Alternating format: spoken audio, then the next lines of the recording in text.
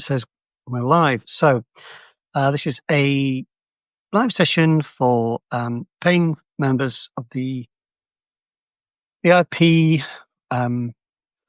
Readers Club. Sorry, it's been a warm day here, so I've got my cup of tea. We'll have a cup of tea and a bit of a chat. Because this is something else I'm trying. The idea is that the paid members get a different level of access, if you will. So I hope it is sounding and looking and everything okay. So I mentioned in a previous live reading of, well, it wasn't live, sorry, in a recorded as live reading the other day that the pieces that I'm doing now in the sort of in no particular order vein of the VIP Readers Club are of a different kind of tone. And I thought that's something we could talk about, and the idea of there being rules as such. So I kind of feel with writing that the only rule is there's no rules in many ways.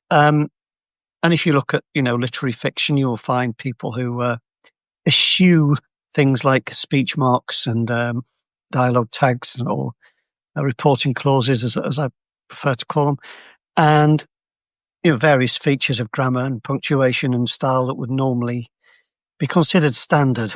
People opt out of them. So you can do what you want, and you can do stuff out of order. You can do all kinds of points of view. You can kind of choose from a whole selection. I almost said smorgasbord then, but I won't, because I think that phrase has perhaps had its day. And you can choose your own path, and whether people will then be able to resonate with that story is another matter. There's sort of a interplay between the medium and the message.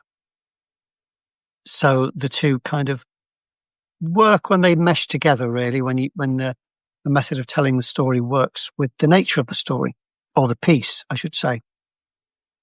So when I've been doing the in no particular order type pieces, there's a different approach. They are typically so far one-offs.